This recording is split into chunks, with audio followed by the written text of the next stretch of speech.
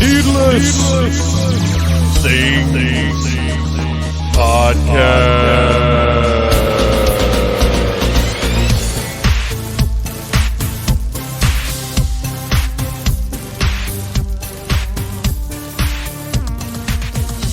Hey, Phantomaniacs, welcome to the newest episode of the Needless Things Podcast, where we talk about toys, movies, music, and all manner of pop culture dorkery. I am your host, Dave, and this week we're talking about The Batman.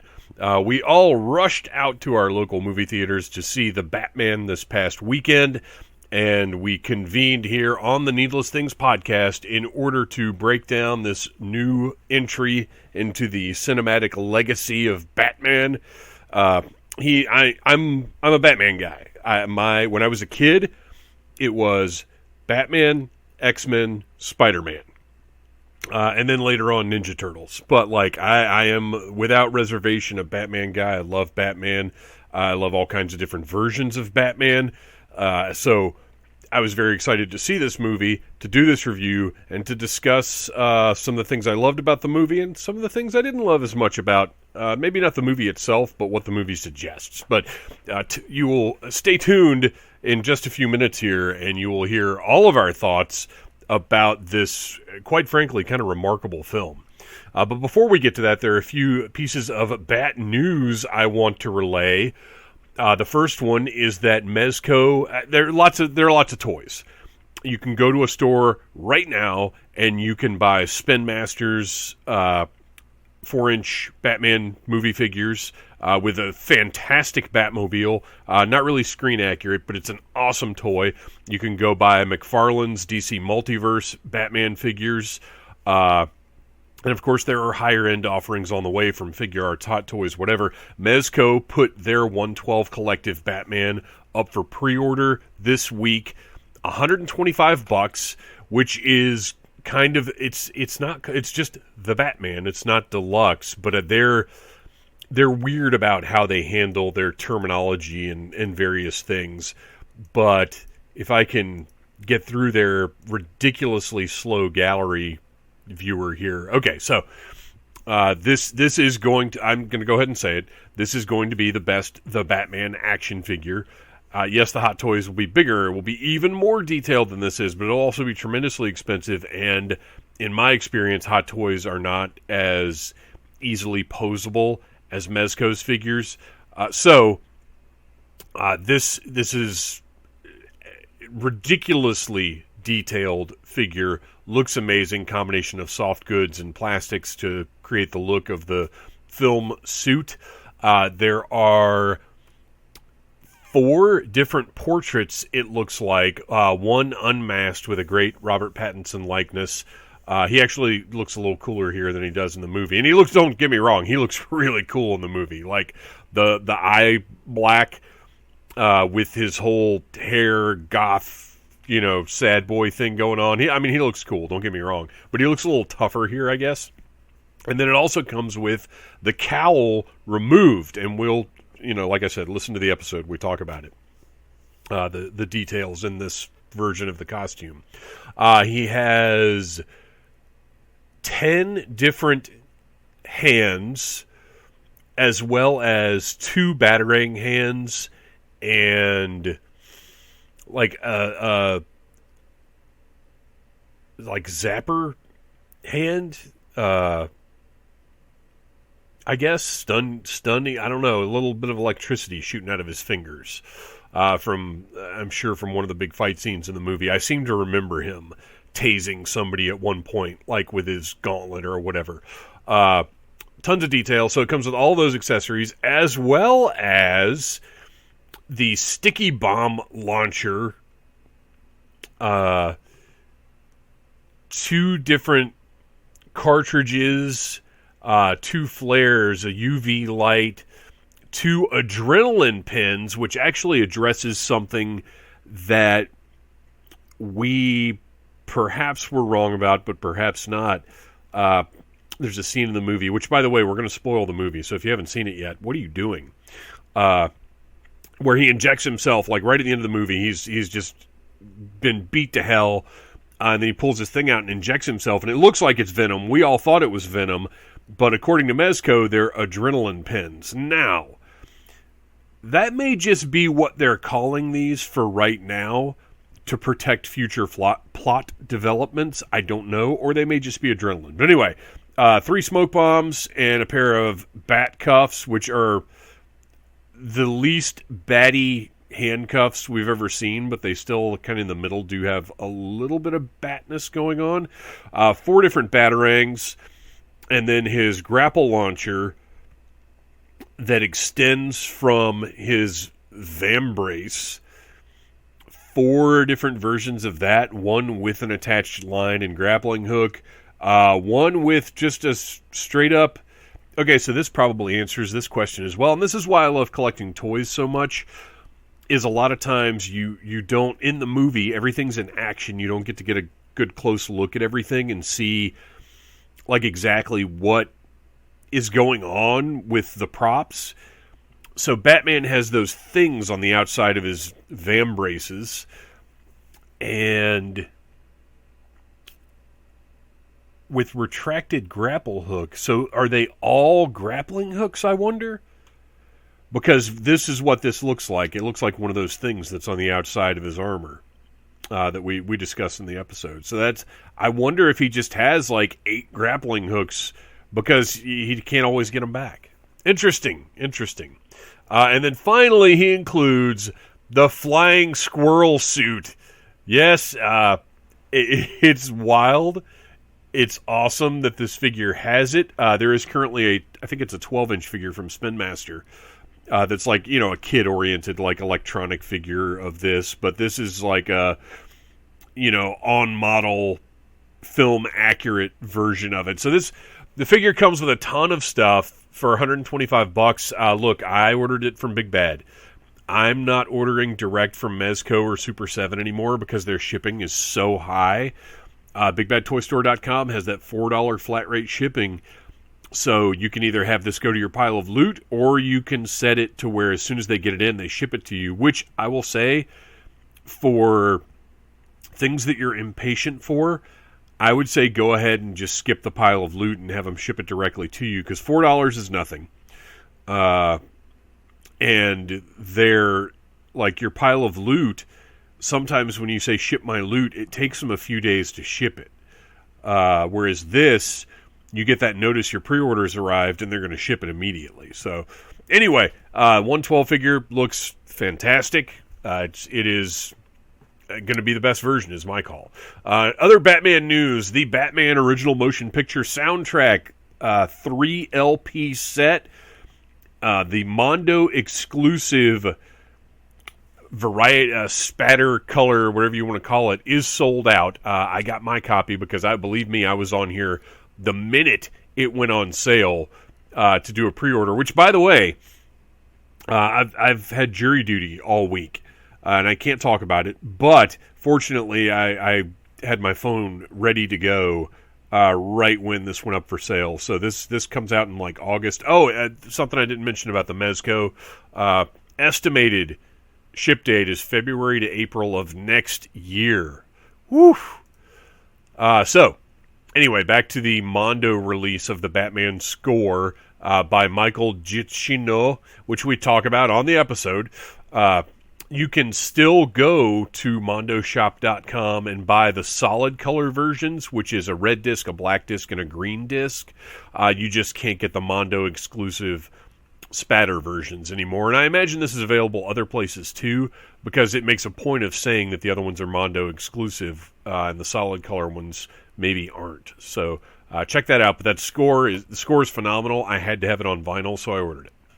And then finally, unrelated to the Batman, but something that I wanted to mention anyway, because we're talking Bat News, the Batman 89 hardcover, it is the continuation of the 1989 Batman movie. So they've done this before with Wonder Woman and with Superman, and now they're doing it with Batman 1989, art by Joe Quinones, and written by, this is credited to Sam Hamm. Is that accurate?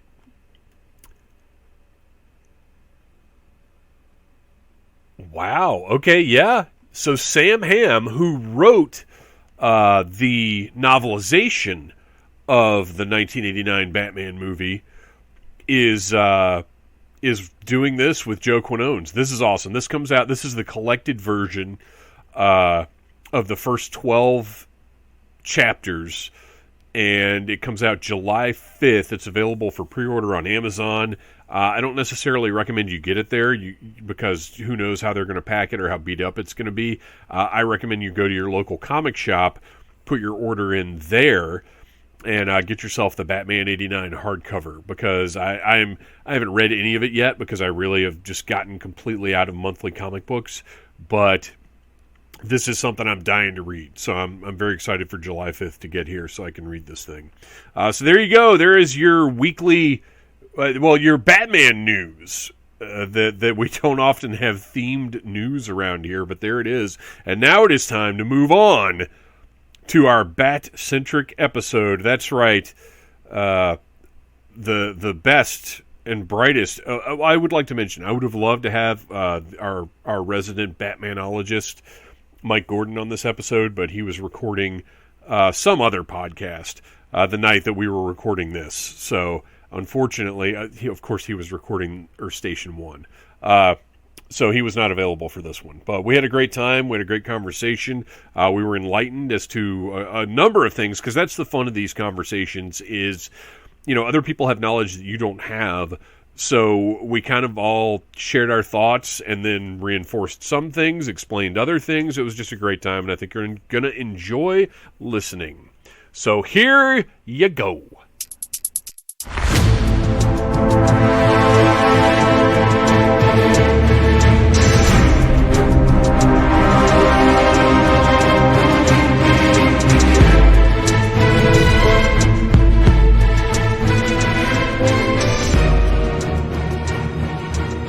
Put your shirt on. The recording is in progress. That's right.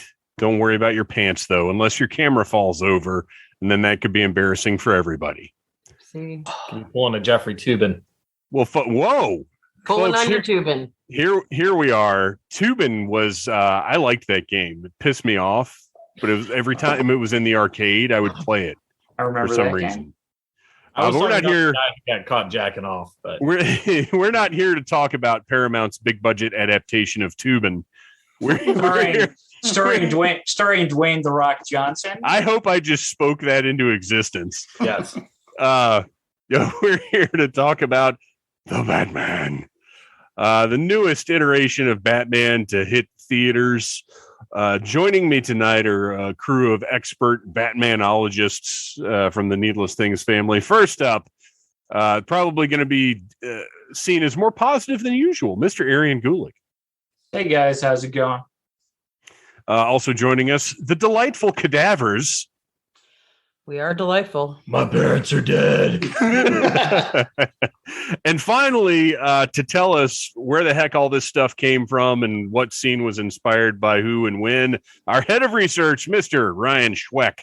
Hey, it's great to be here. So can I just ask a question before we get started? Please do. Are you going to randomly play Nirvana during this episode, or are you going to cut that in later?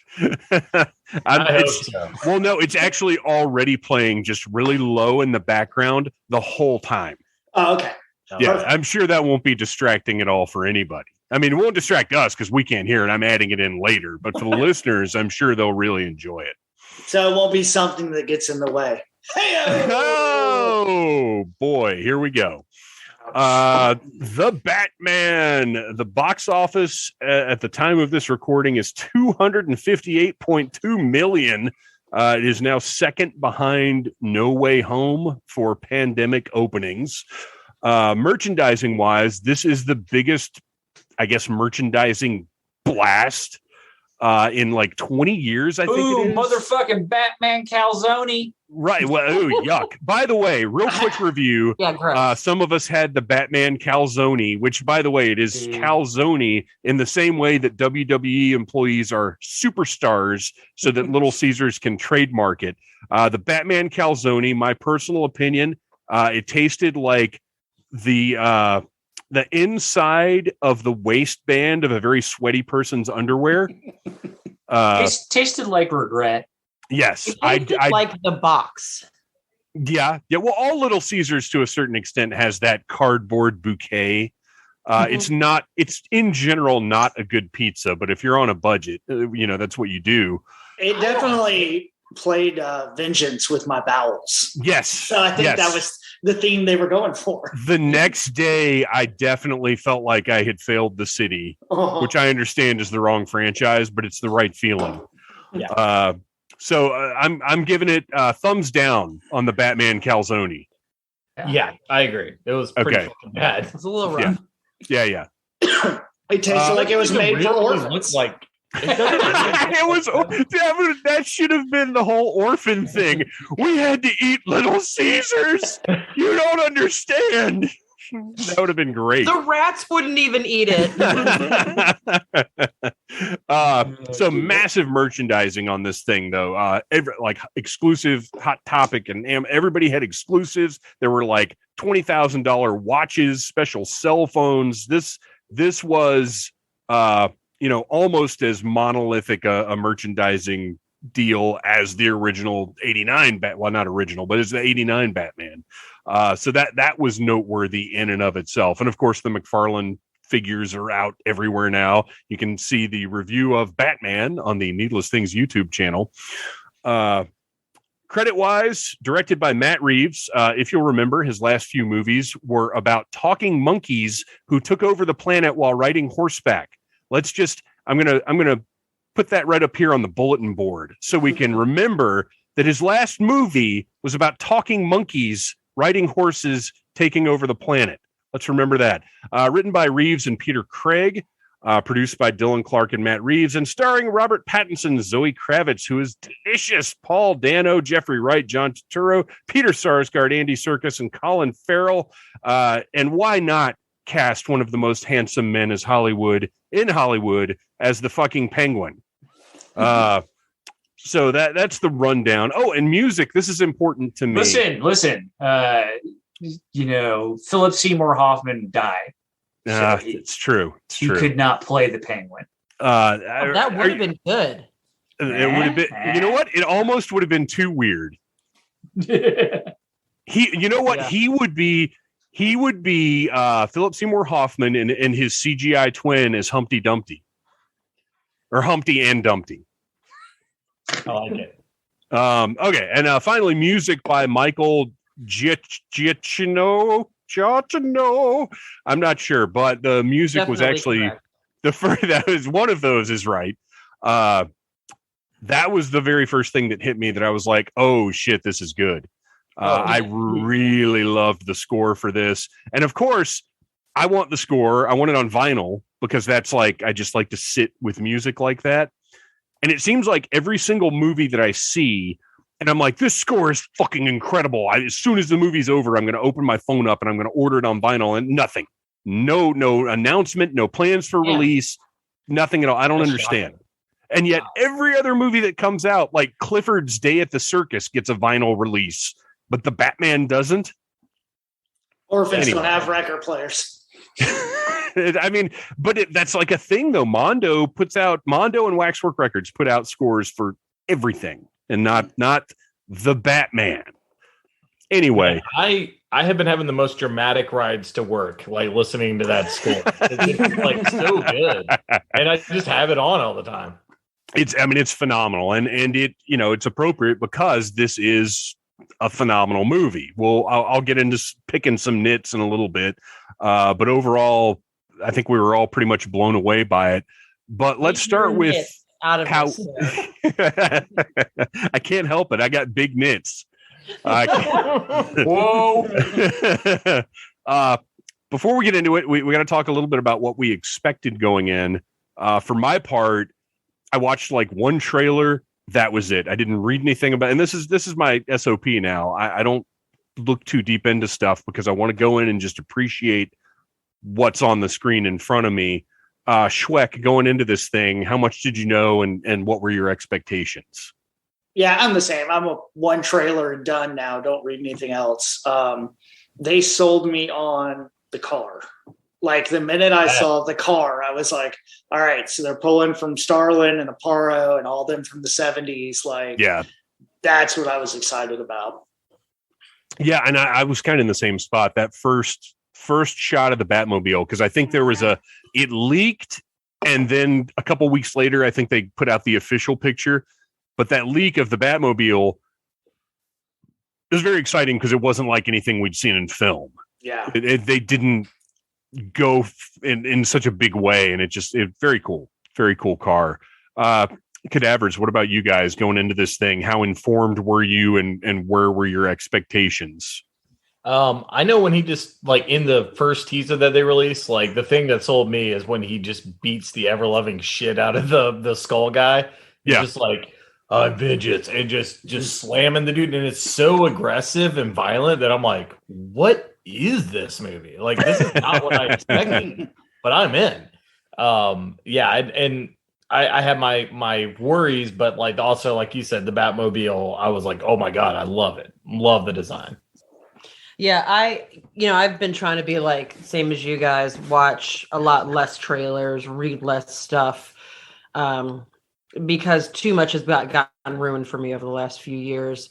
And I was just like really into like, oh, there's this whole like different tone. And I was kind of sold right away. I was like, this just looks like it's going to be incredible. And also Zoe Kravitz is fantastic in every way. True. And like, even in the trailer, I was like, oh, hello. Like, okay. Yeah. She has a very unique on-screen presence that just captivating. Yes. Is a polite way to say it. There was a group of teen boys in front of us in the theater. And when they first sat down, they were being super obnoxious, and then they chilled out for the movie. But the part where they kiss, it was like, okay, none of these boys has ever seen a boob in real life before. And they were like awkwardly excited about it. Like every one of them was like, I will say it's a testament to the movie that, like, we had all sorts of annoying teenagers around us. The minute it started, everyone shut the fuck up. Like, it was like, whoa. For a 3-hour movie, yeah. Our theater was silent. Yes. I haven't had a movie experience like that in a while. Where like clearly instances where like my theater got a little obnoxious, and I went like early Sunday because I didn't want to be in a packed house for a variety of reasons. Yeah. But your theater's wild. I've seen like 3 fights at that theater. Yeah, no.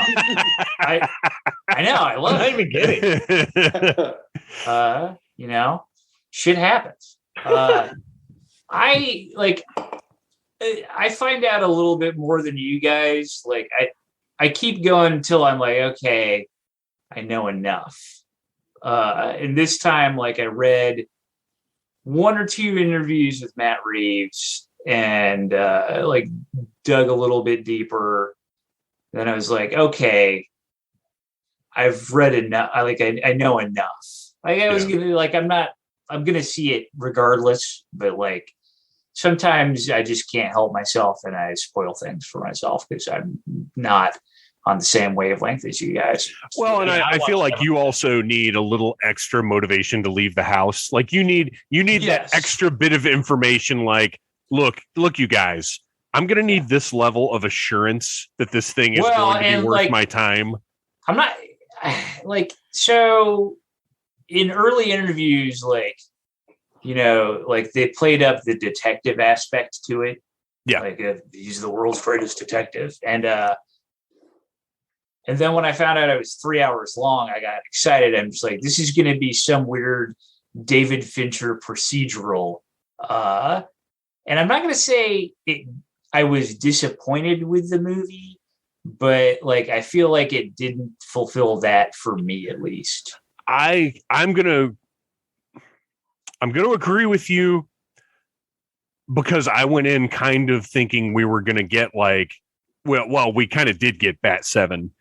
But I did think it was going to be more than it was. I wanted more Bat Zodiac.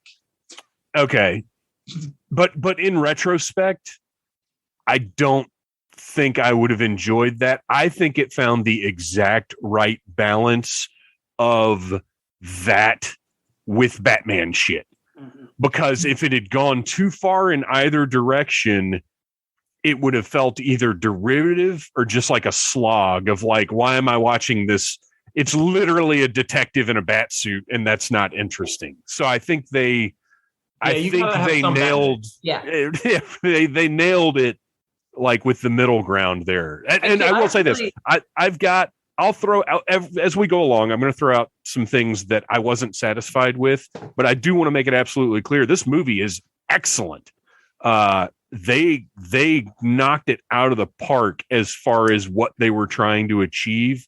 Yeah, I'll watch it over and over again over the years. They would have leaned into the detective stuff a little bit more. Instead, that was pretty heavy with detective stuff. I felt like it was like Batman meets Seven. Here's that's how I felt for me. Well. Yeah, for me, using it's a gadget that lets me do this is lazy and doesn't give me what I want out of a detective story. If that then Batman's not your detective, my friend. Yeah, I'm afraid you might be barking up the wrong bat tree. Yeah, it was playing a really good. It was playing a really good Arkham game. It had just enough puzzle quests and figure it out, and then cut to the fight. Yeah, I think they found the right medium. I mean, granted, and it works again, really well for what it was trying to do. I totally agree with you there. I'm just saying, I would have, and I may be the only person on Earth. I would have enjoyed a little bit more detective-y stuff. Well, and that's what's important to remember. I think when there are little things like that you're like, I would have preferred it this way. They do have to tread that middle ground. They do have to hit the mass audience. They've got to get as many butts and seats as they possibly can. You and I are we're not quite opposite ends of the spectrum, but we're on different ends of the spectrum. And they can't give us this and they can't give us this. They got to give us that middle. They if they made you or me happy, everybody else would be like, that was kind of bullshit. Yeah. All right. So we all went in, relatively high expectations, I think. Actually getting in and experiencing the movie, though, do you remember, we'll start with Nicole.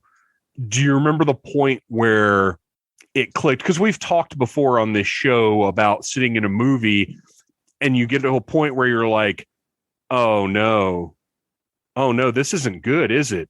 And then as time passes, you're like, oh no, this is terrible. And it just keeps getting worse and worse. That's the worst feeling. This had, there's also the opposite feeling of when a moment happens and you're like, oh shit, this is good. Nicole, do you remember the, oh shit, this is good moment? I'll tell you exactly when it was for me. And it was maybe too early to have this feeling. However, the beginning with the shadows and you hear his footsteps coming out the shadows and he all of a sudden materializes from that doorway, tunnel, whatever, and steps out. I was like, done. I'm in. I'm along for the ride. This movie is going to deliver, for me. And that was my moment where I was like, oh yeah, it's good. It's good. For me, it was the beginning when the mayor is in his office and he moves away and it's revealed Paul Dano's creepy ass has been standing directly behind him. Yes, I love that. And I was like, okay, this is going to give me the creepy shit that I want at least. Yeah. Which is nice. I had the same pretty much time frame. For me, it was honestly when the voiceover started. Yeah. Because it gave me a Blade Runner vibe. That noir kind of vibe. Right. Which was not something that I expected. And from that voice, as the voiceover is going on, he's talking about they think that I'm everywhere. They think that I'm in every shadow, and that's part of what I'm doing. And it goes all around the city to all these different criminals doing all these different things. And then they see the signal and they're like, oh shit. And this movie had even though most of them you kind of knew were coming to a certain extent, but this movie had so many jaw-droppingly awesome reveals where it would build to something. And it building to him, like you said, basically materializing out of the shadows. So perfectly done. I was like, this is going to be fucking awesome. That was the point where such a well-crafted film. Yeah, absolutely. Yeah. Yeah, I mean, that was absolutely like when that happened and he was like, I realize that I can't be everywhere, but I need to make them think that they are, basically like that I can't be everywhere. Incredible. I have always said with several Batman films that like the Nolan movies, like I hate that like he's never fighting like a mug or anything. Like I hate that it's always like some huge into the city, like some huge gigantic thing, and he does like one thing and then he stops. Well, to be fair, that guy was only Batman for like 8.5 months total, so he didn't have time for your muggers and spending too much time retiring every 5 minutes. Right, retiring also, when crime affected him. He started out with a city threatening level event for being Batman. Right, where do you go from there? But so that's always been like a thing with me. It's like I want to see like some of the like lower level crimes being stopped by Batman. I've always loved Batman Year One. And the Long Halloween, and I love that this is like I love like him writing his journal, like being like second year the Gotham that City was awesome. I was like, whoa, I popped huge for that for some reason. His giant psychotic ledger, I love that. Was awesome. I loved that. That was like that was probably the moment for me where I was just like, this is fucking legit. It really highlights his obsessive nature about this. And we sometimes forget in the idea of Batman being a hero that Batman is not healthy mentally. Right. Like there's no incarnation of Batman where he's like doing great, He seems okay in Brave and the Bold. But like, and the Adam West Batman seems all right. In the Adam West Batman, he's just like fending off vagina. I think he's just high all the time. Yes. But like that journal really highlighted that obsessive nature of what he's doing. And it's also like, I mean, it just gave me those like legit like comic book nerd feels. Like I was like, yes, this is awesome. I could watch hours of him writing this journal. Give me 4 hours of that. Well, and the contact lens was such a great device. It's something that maybe it's been used in the comics. I don't know, but was such an ingenious way to move the story along because lots of great stuff. Schweck, where was your point of entry here? When did you realize like, oh, this is something special? I think it's the same as everybody else. The bat signals scene with the shadows. And I think it's the first time they've got that part right about Batman, that it's not Batman himself that is a lot of the hero part. It's the threat of there's a psycho dressed as a bat running around the city. Yeah. And that's going to deter crime more than when he shows up and beats you up. Yeah. The Nolan movies kind of danced around that concept a little bit, but didn't hit it quite as neatly as this one did. And I think it's because, like Arian said, those didn't, they were just a different thing. It was about these world, global threats or whatever. Yeah. Citywide threats. Also another thing that like made me pop was seeing the Batmobile in the background with like a sheet over it and just being like, when is that coming? And that was another instance of this movie building towards something, because tell me it didn't get a little humid in the theater when that Batmobile revved up and the lights came on. Oh yeah. Like Christine, like it was insane. The build to that was so great because the whole first portion of the movie prior to him using the Batmobile, you're kind of like, boy, he sure does walk around a lot. Are we? I seem to remember buying a toy of a Batmobile for this movie. Is he going to use it? Because he does a lot of walking. He does a lot of motorcycles. Okay, so do you guys think that the Bat costume was under the giant parka and the big pants? Yeah. Yeah. Totally. Okay, so he wasn't completely changing clothes. I thought of that a lot. I was like, that's a very small backpack. Right. Yeah. Where are those gauntlets at? Because that costume was at least twice as big as Robert Pattinson. So, like, that was not fitting in his little backpack. There was a moment at the end when he's got like the big hoodie on that it was like a big hoodie. And like, big pants, like you said, like when he's wearing the gigantic parka, I assumed that the suit was under it. He just put on the cowl. That's what I thought as well. I mean, it's the only thing that makes. And granted, we're talking about a movie about a billionaire who dresses up as a bat and is a ninja.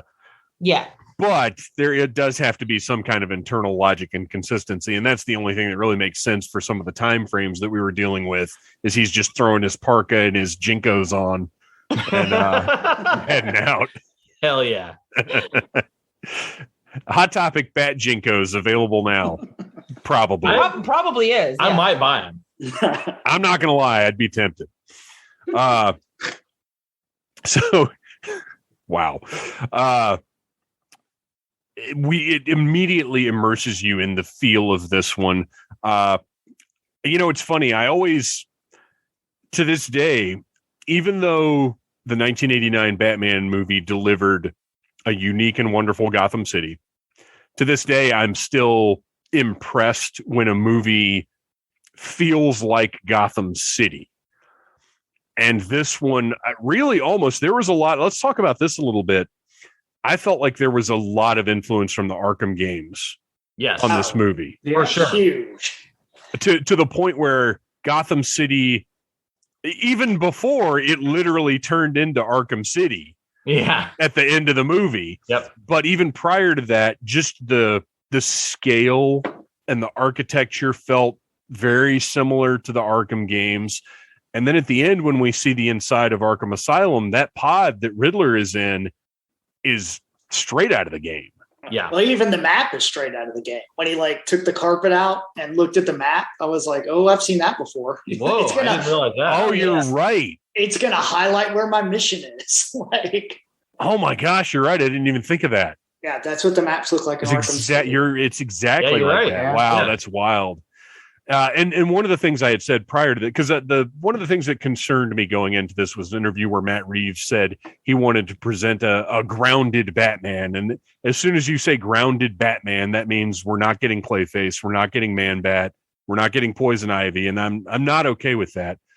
So I was concerned about that, but then I thought about it, and a lot of the elements of this seemed very much like the Arkham games, and now having seen the movie, that kind of carried itself out to where this almost could be like a prequel to those. I mean, I'm not saying it will be, but they could develop from there and build into a bigger I think so. world in that way.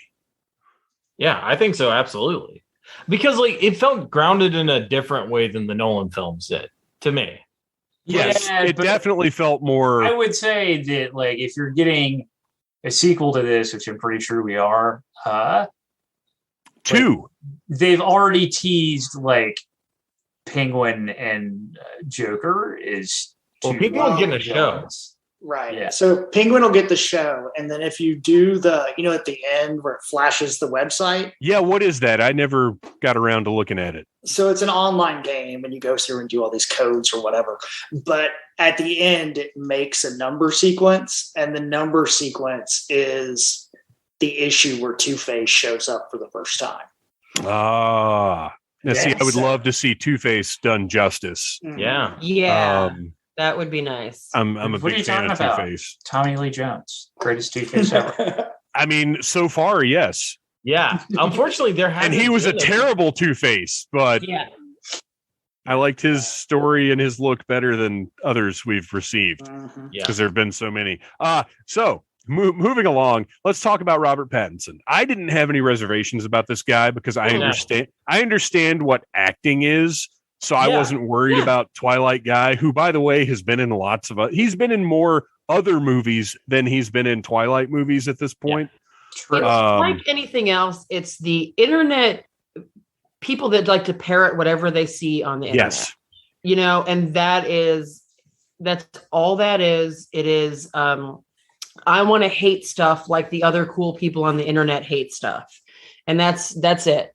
You know, I mean, at least have like an original criticism. It's like the whole thing with like, I mean, I know people who aren't seeing the movie because he was in Twilight, and I'm like, that's the dumbest thing ever, and they don't deserve to see this movie. Yeah, I mean, if you watched The Lighthouse, oh yeah, you're like, oh, this guy can absolutely pull off, you know, gritty, grounded Batman, like because he's an actor, and he's a good what they actor. do. He's a very good actor.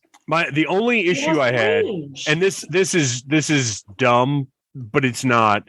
Is it did look like he misunderstood what he was getting ready for and prepared for the Machinist rather than Batman, as far as following in Christian Bale's footsteps. He was a little scrawny. Yeah, like he was ripped, like he was cut, but he was a little skinny.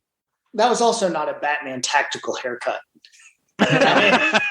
Well, no, there's like, when have we ever had Clooney is the only one who really had a solid Bruce Wayne Batman haircut, because Val Kilmer's was too long. Yeah. Christian Bale had the long hair, but Michael Keaton had Michael Keaton hair. Yeah, which was okay, but it wasn't Clooney hair. Now I think we're gonna get a Bruce Wayne out of him. Like I think we are. Bruce Wayne. Yeah. I 100% think we are, because that was one of the things that I really dug so much is that we were going into the second year of him being Batman. He's just beaten down because he hasn't figured it out completely yet. Yep. He's been out there just fighting and fighting and fighting without a real plan and a real idea of what Batman can and should be. So we get this. And he also doesn't realize that like his identity as Bruce Wayne, like, is valuable and what he's trying to do. Yeah. Like, and like that moment when he is talking to Riddler in Arkham, and he has that like realization that Batman is his true identity and Bruce Wayne is his alter ego. You know what I mean? Like that he is confident when he's wearing the Batsuit. He is a hot mess when he's not. And I think that it comes through on the screen. Every time you see him as Bruce Wayne, he's like kind of hunched. His hair's all emo. He's not comfortable. He's extremely uncomfortable, and it's intentional. Like he's very uncomfortable in his own skin. He's only comfortable when he dons that cowl. Yeah. And you can argue that like his neglecting being Bruce Wayne let the renewal fund be used for all sorts of shit that it shouldn't be. Yeah. And directly contributed to, and like they're even like, you know, they're like, hey, the accountants from the Wayne Foundation want to talk to you about the renewal fund. He's like, oh, I don't have time for that. Yeah. I wish I could have seen this a second time before we recorded. I would love to be able to sit and actually take inventory of it as opposed to just watching it and taking it in.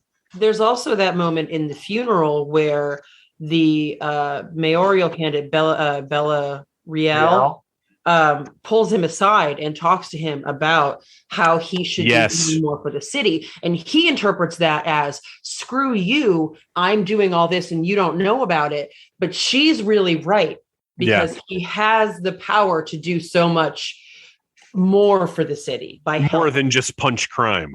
Exactly. So and I thought that was really the theme of the whole movie. She was great, by the way. Yes. I really liked this character. The actor did a fantastic job being very clearly kind of the bright light of Gotham, but also firm and strong. Like she wasn't the typical sort of dumb hopeful that we get in these kinds of things. Like she was a powerful character, and I thought they did a really nice job with her as well. I liked her not taking his hand at the end.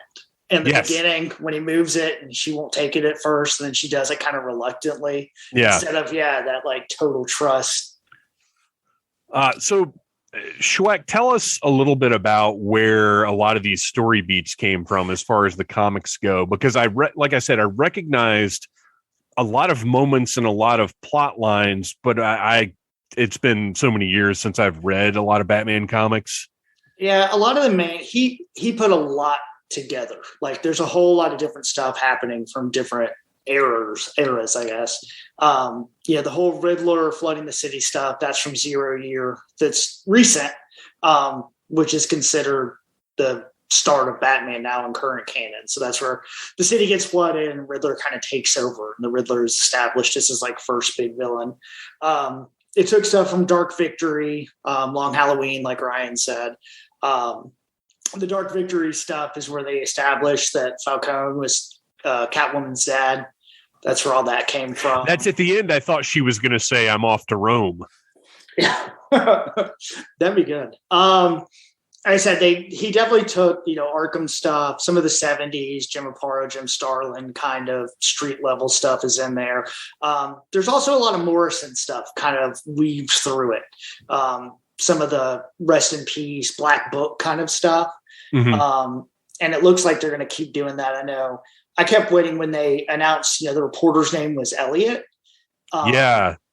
If you watch, and I noticed this one during it, when they're doing that reveal during the video, if you look on Thomas Wayne, it says Hush. It says Hush. Yeah, it was right there. Yeah. And I thought for a minute they were going to make the reporter the Riddler's dad. I thought that's where they were going. Well, or I thought it was going to turn out that the Riddler was Thomas Elliot, and they were going to kind of combine those characters. They did that in one of the animated movies. Mm-hmm. I think Hush. Oh, did they? In Hush.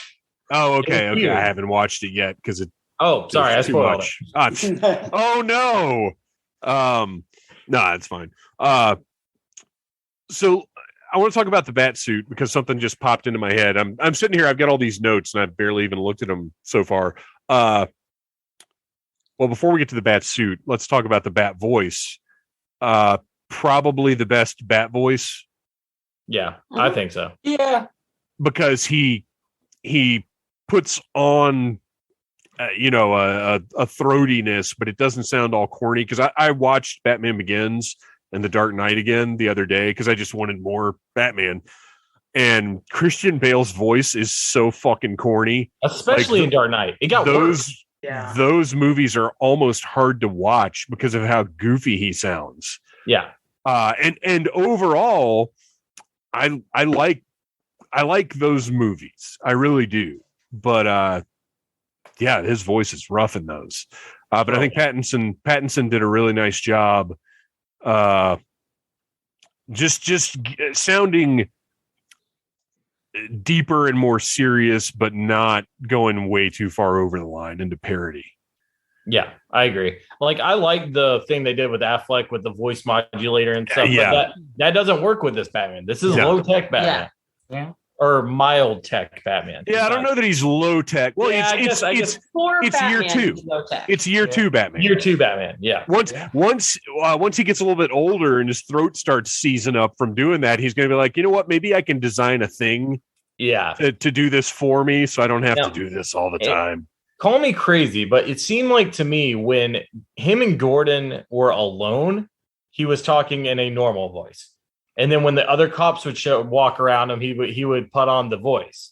And I don't know if that was intentional or not, but I kind of felt like it was because he trusted Gordon. You might be right. I would have to go back and check. And you bring up a good point though. His relationship with Gordon in this was fantastic. It was like a buddy cop. Yes. Mm-hmm. Something that we've never seen to this degree before. Even they were going on calls.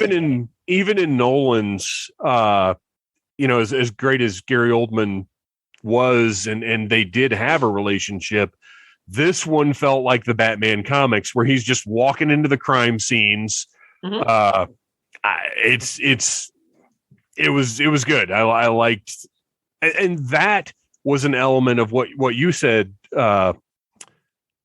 that this did seem to sit in a little bit of it. It's not quite as grounded because it did have the cops just letting this guy walk in. They've seen it, they've dealt with it, and it had because it did happen in the Nolan movies, but it just had a different tone to it. It didn't feel like it did in the comics, where the cops were like, oh, we know this guy he's part of our procedure now. I like they kept in there that he was there and they accepted it, but they didn't like it for most of the movie. Yeah. It had a really good like year one kind of feel to it. And I don't know why they didn't just call him Commissioner Loeb. That's who it was. Yeah, that was an odd decision. I don't know why they didn't do that. I don't know if it had anything to do with the character being used in the Nolan movies. Yeah, and like Officer Merkel was there. Like they mentioned him. Like it was all the year one people. Like they did a good job. I did think it was weird that they have an abandoned building where the bat signal is that they just kind of go to and hang out at. Yeah, but I like that because one, it was good for the plot because there were things that needed to happen there that could not have happened on top of police headquarters. Yeah. And two, it actually does make a lot of sense that while Batman is kind of horning in on their business, the bat signal being on top of police headquarters is just an overt, like, wait a minute, are taxpayers paying for this? Is it like I kind of appreciate that little bit of difference. I felt like it was more about their relationship between Gordon and Batman, and that so Gordon was like, well, we'll just put it over here where people can't actually prove that I'm doing this. Right. You know? Well, and also I'm sure Bruce Wayne owns that construction site or whatever. I adored the scene when he broke him out of jail. Like when he took the punch for him and stuff. Yeah. I love that scene. I thought that was good. He's like, we have to get you out of here. And he was like, that's going to be a problem for you. And he's like, hit me. And that was when we really saw, they are for real working together, trust each other. Like they are at that level that they're at in the comics. Because up to that point, like when he gets taken in, you really don't know what Gordon's going to do. You don't know if Gordon can do anything, or you don't know if he'd want to, because up till then, we don't know for sure that they're on that cooperative level. And that's where we see it. And it was so great because Jeffrey Wright, he's essentially the personality of the film. Yeah. I'm glad they skipped. Incredible. Yeah. I'm glad they skipped that part too, where he gains his trust and what we've seen at that. Yeah. Just drop us in. We know. Yeah. We get it. Yeah. So the bat suit. Show the alley scene again. Like, thank God. Yes. I'm sorry. I'm over it. They definitely talked about his parents getting killed, but they didn't actually show it. But that's also such a significant portion of the plot. You couldn't. It would have been weird if they hadn't mentioned it. Like it's important to what they're establishing. I have like minor quibbles about like I don't know, like turning his dad into kind of a shithead kind of annoyed me. Well, he's not though, and that's straight out of the comics. Also, like that is from the comics. That's that's not even as controversial as Batman murdering people in movies all the time. But real quick, I got to ask you guys something about the Batsuit. So the Batsuit, it's another big, bulky, armored Batsuit. It looks really cool, but I still think Affleck's is the best film Batsuit we've gotten. Yeah, but like also keep in mind that Affleck's was like year 20 Batman or year 15 Batman, and he's still figuring shit out. I liked that he had fucking boots on. You know, like he was just wearing like tactical boots. And I kind of liked that because, and you could see where he had stitched the cowl together and stuff. That was fantastic. I thought that gave the suit so much more personality, felt realistic to where he's at in the timeline, Great. I loved the stitching on the cowl. And the fact that we saw the cowl come off and he's got the eye black on all the time. They didn't shy away from that.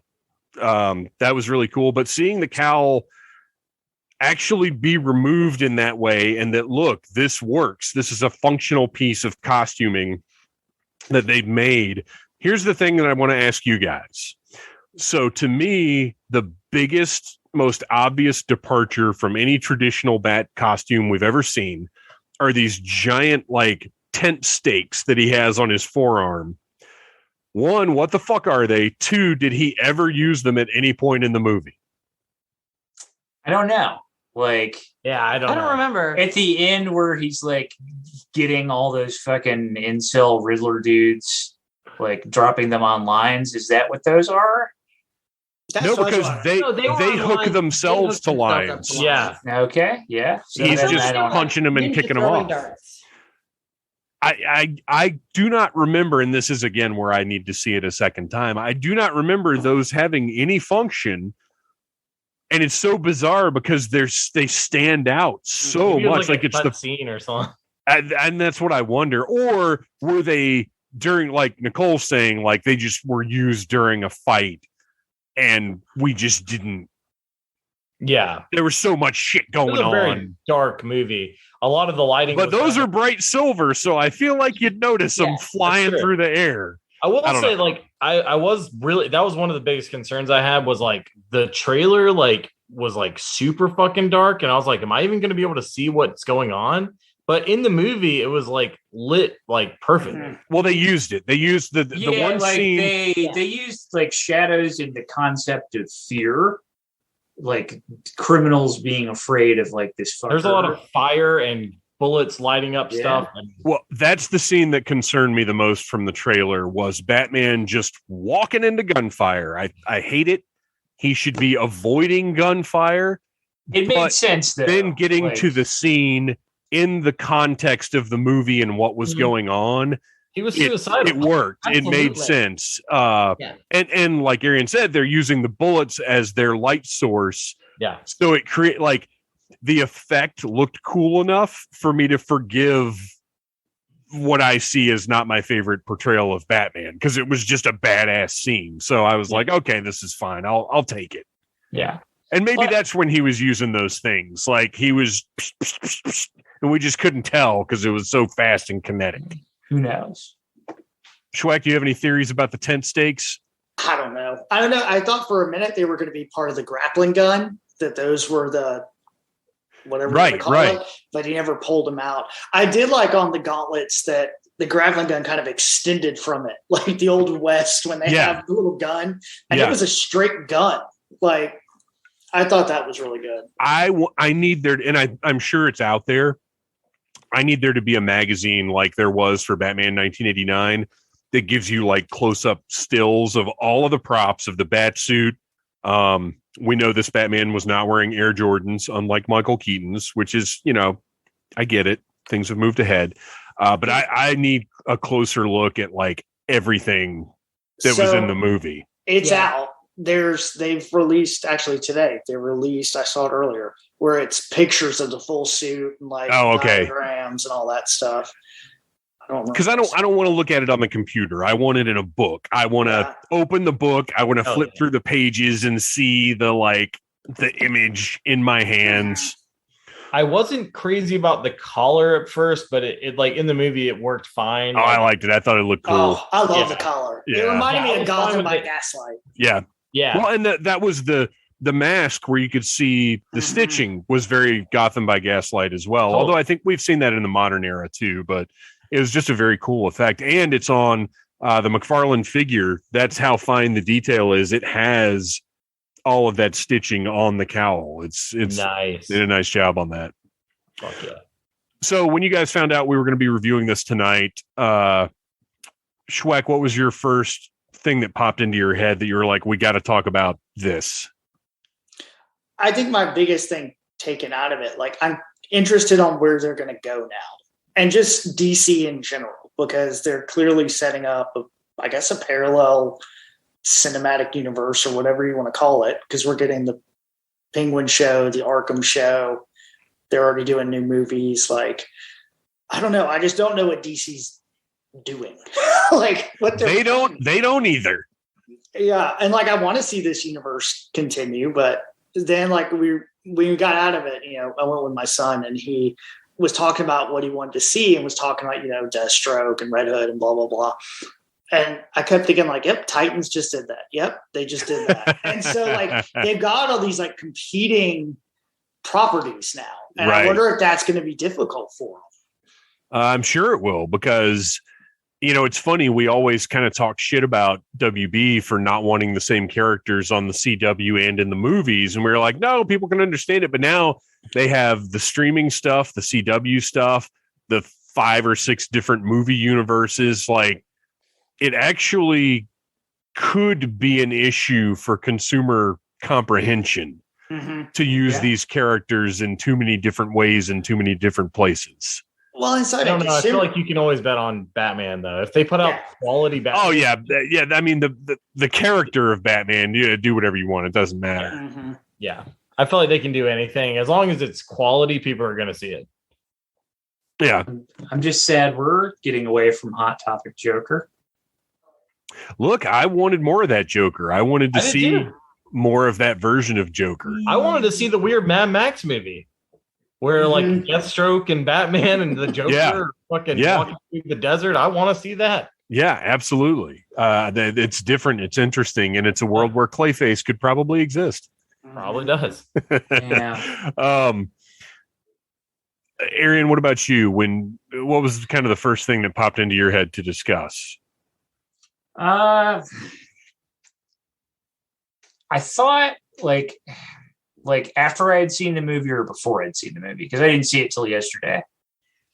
Once you saw it and you were like, okay, we got to talk about this on the review.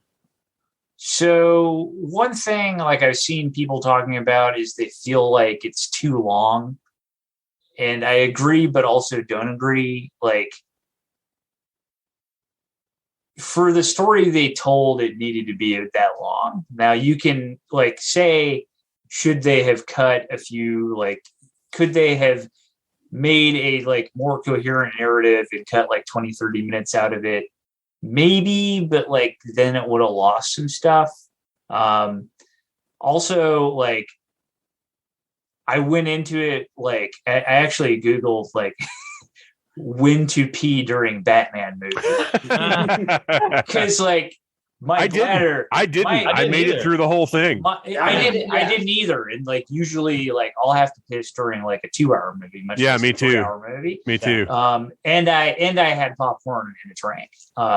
So yeah, it was just it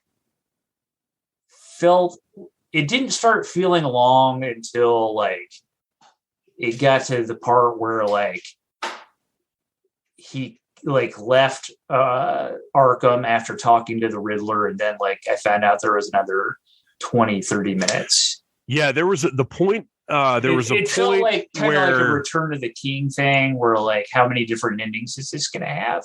Like, but that Return of the King didn't have multiple endings. It had one distinct ending, and then it kept going for 40 minutes. Yeah, that weren't endings; they were codas. That's very true. This it fooled you at one point into thinking, okay, we're about to wrap things up, and then it went, nope, here's this big map, and things are about to explode, and like that was very cool for me, because I sat back. This is what I was going to say about as far as cutting stuff. Pretty much any movie we've ever talked about, I feel like I can sit down and could cut out 5, 10, sometimes 15 minutes. No problem. I can see spots where things can be removed without affecting the movie. This, I honestly felt like everything that was in here needed to be in here. Yeah. They could have cut into the Falcone, Maroni, the whole plot thing a little bit, I think, and made it simpler if they wanted to. I'm glad they didn't.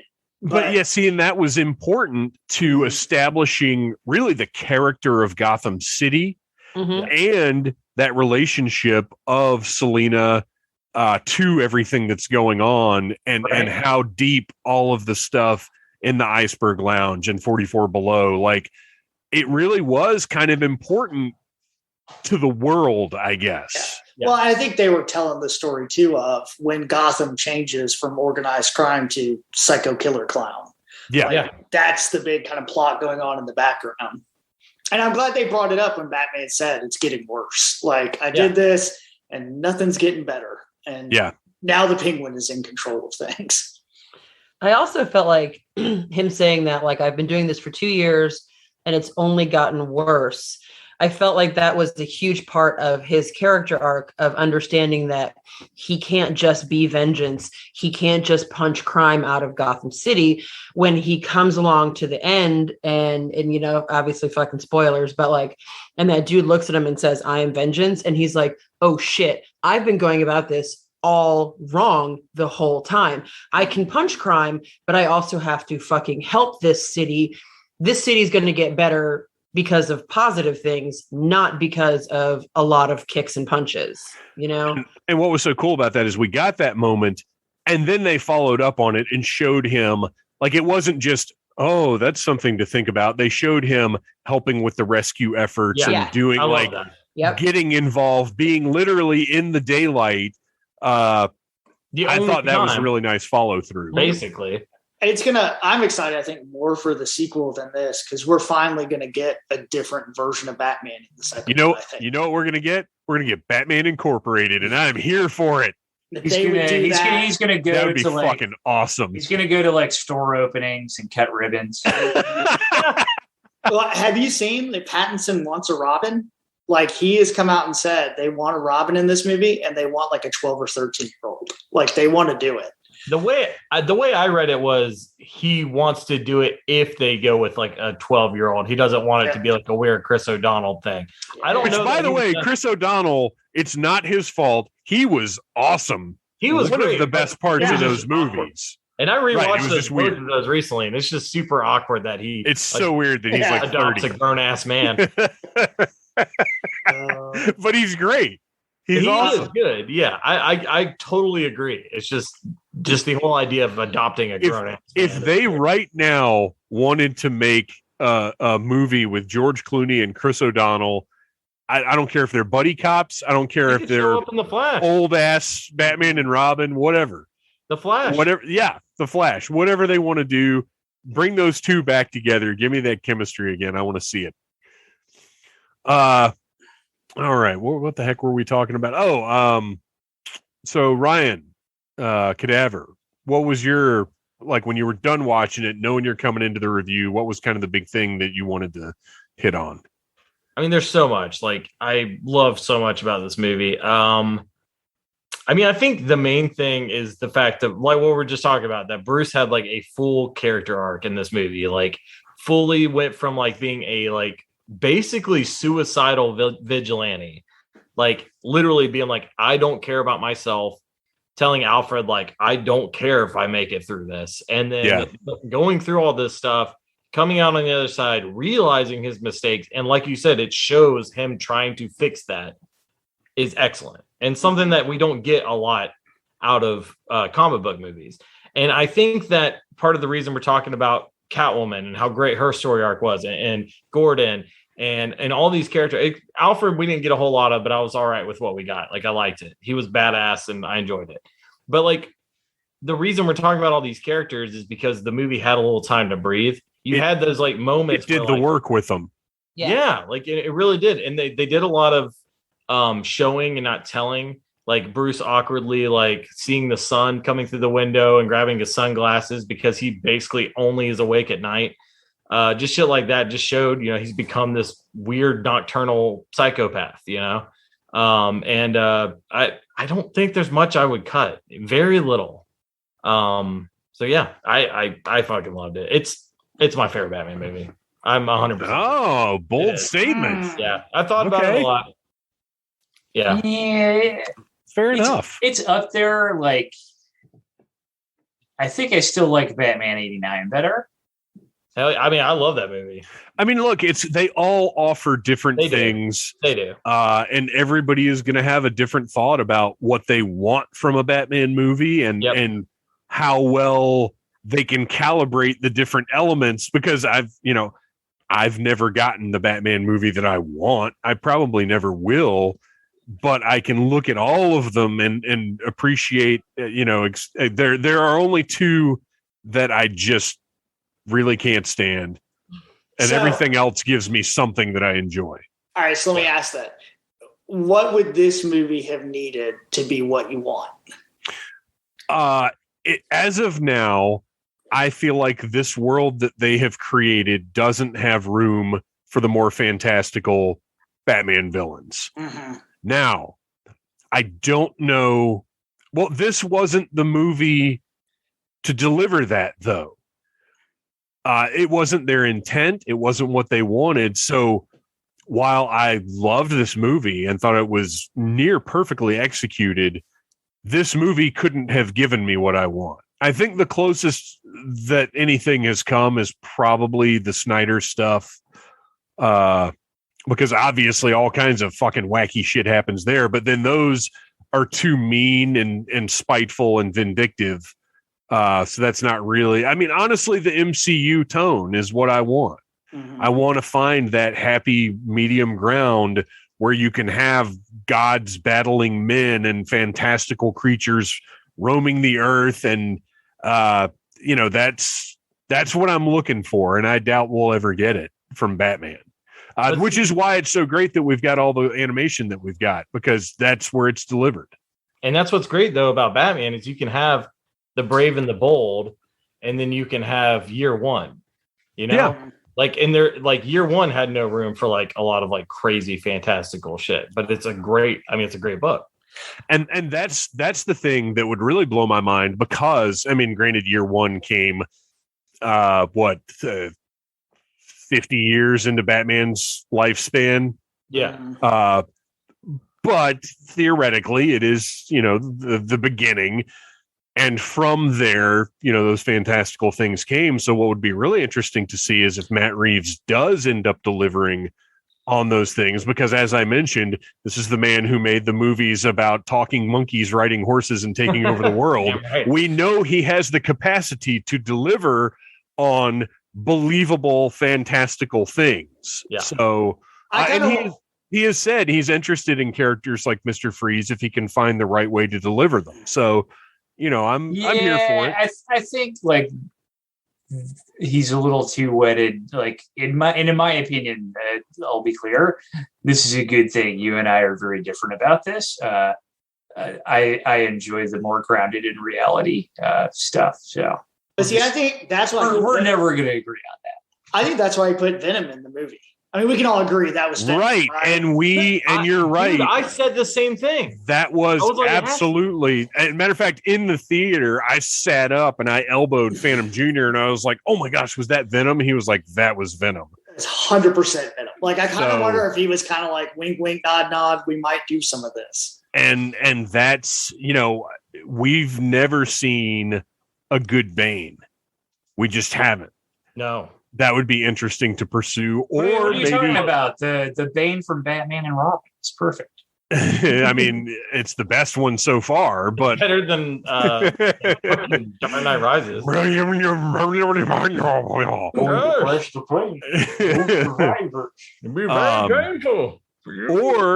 maybe the Venom could end up being kind of a central component of how we get these other crazy. There's no telling. There's all kinds of.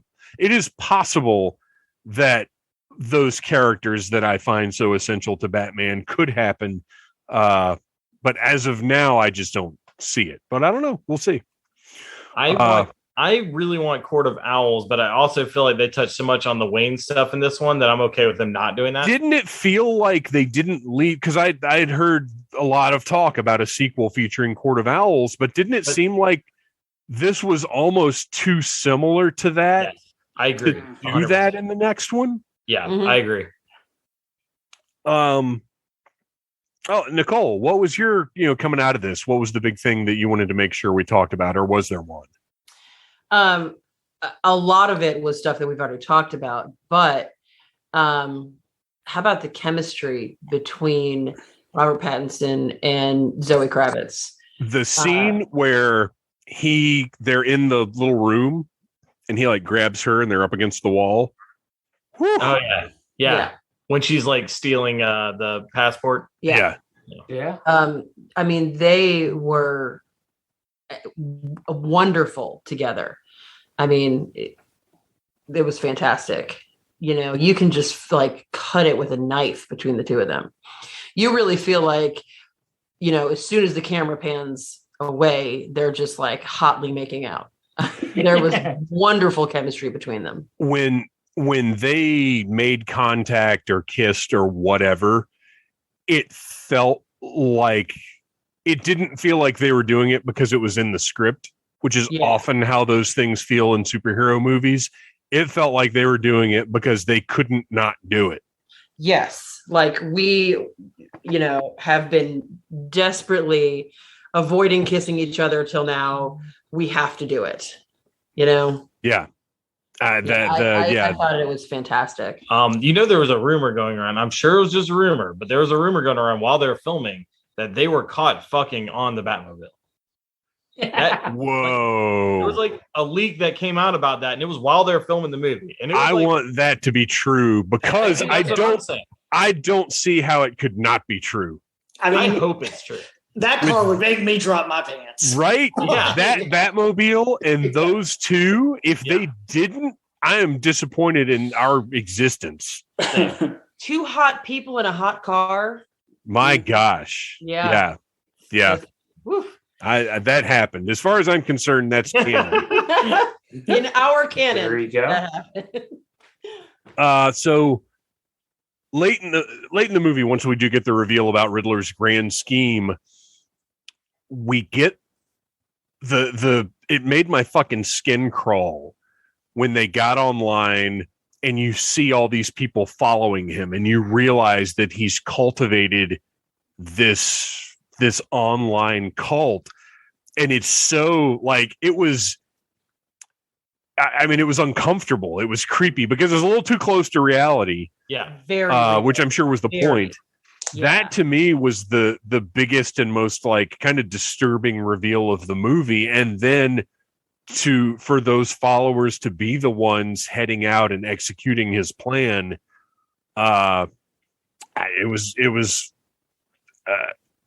It kind of, we talked a little bit about this being similar to Seven.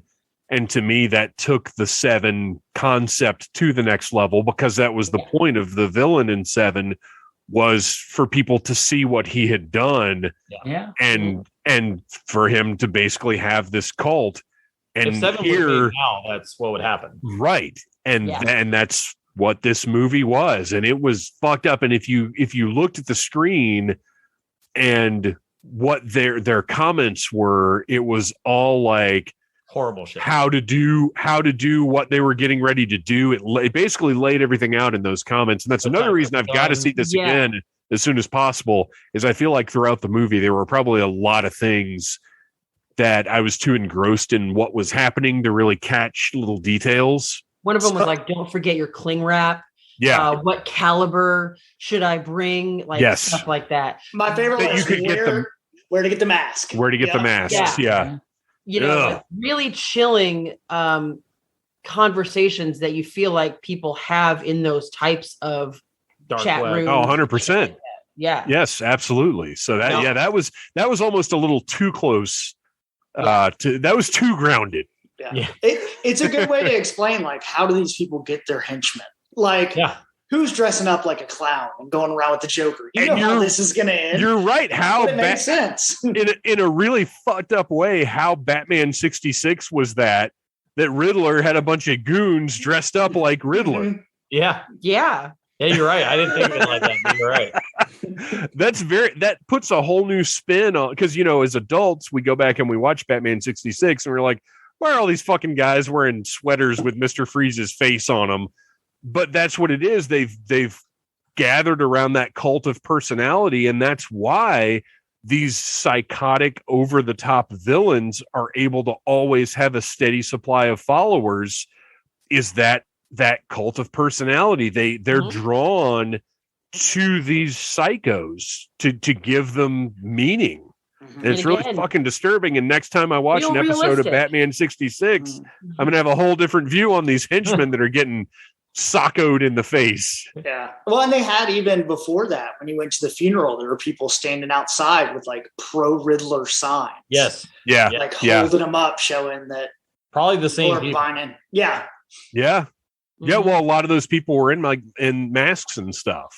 And probably like my mom, who saw this on the internet somewhere and was like, I saw on Fox News and he's got a good point. Did you see what they said about this? Who's they? Oh, I don't know, but they said it. It makes sense. All right. What else have we got in here? Did y'all think that Riddler knew Batman's true identity? Because I totally did. That was such a great flip flop. Yeah, because he kept saying Bruce Wayne. Yeah, and the look on Pattinson's face was almost comical during that, because he's like looking to the side and he was like doing he was doing like a Mr. Bean, like he's like, is anybody else listening? You're right. He looks up at the camera. He even looks up at the camera like, oh shit. And then it totally goes in a different direction. It was great. It was such a great misdirect. Which again is why I have to say the movie was just almost perfectly executed. And I admire the shit out of it for that. Let's see here. Okay, let's talk a little bit more about, real quick, Andy Serkis. He's fine. Yeah. I didn't get enough of him to like really make a huge judgment. I did think that like that scene was like horrific with like the bomb going off. And dude, I didn't realize how invested I was in their relationship until that happened. And I was like, if Alfred dies, I'm going to be fucking upset. Yeah. Oh, I thought the same thing. I was like, I'm going to be fucking crushed. And like the fact that he calls about it and they're like, it's our. Oh, I know. It was an hour ago. Like, yeah. That was a great scene.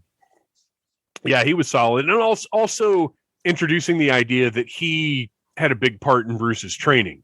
Yep. Yeah. Was very interesting. That was what Earth One did that, right? Yeah, that's an Earth One Alfred. Where he's British Secret Service. And he's not really his friend. They argue a lot and all that kind of stuff.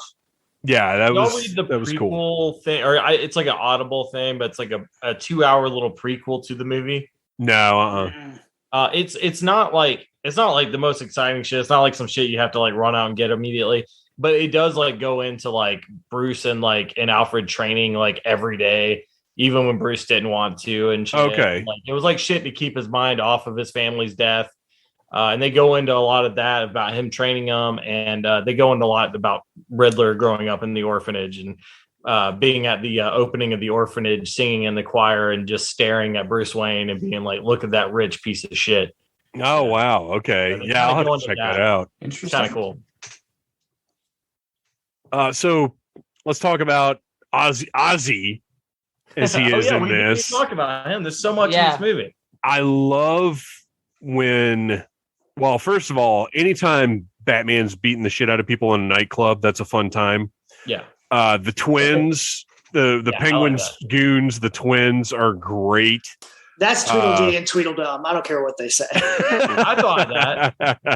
I immediately thought that. They were great, but the fact that he goes up to talk to Penguin and doesn't just beat the shit out of him. He understands I have to deal with this person. And whatever transgressions are going on here, because he sits there and watches Selena bring the money in, bring the drugs back out, and just watches it. And he's reasonable to the extent he gets. This is not the time to deal with this. I have bigger things that I need this man for, and that's to make it out of here alive. And that's the Penguin Batman relationship. He's a bad guy if he goes too far and bringing him in. But for the most part, he's too much of a resource for the underworld for me to take down, usually. So I've got to turn a blind eye to some of what he's got going on. And I thought that was very interesting and that they handled it very efficiently. Yeah. There was a lot of stuff like that. Like him running up to the ledge and being like there's a lot of shit of like him not just being confident ass, like, I'm invincible Batman, like him running up to the ledge and like realizing like, oh fuck, I'm gonna die. Like, and then turning into a flying squirrel. Yes. Did the cape turn into that? How did he get that? I'm still confused. The cape, it looked like it looked like he connected the cape like here and here and like at the ankles, because when he hits the ground and gets up and walks away, the cape is gone. Right. So like somehow the cape turned into his flying squirrel suit and then turned into the parachute and then was gone or something. So when he like slams into a bridge abutment, he's just like, oh.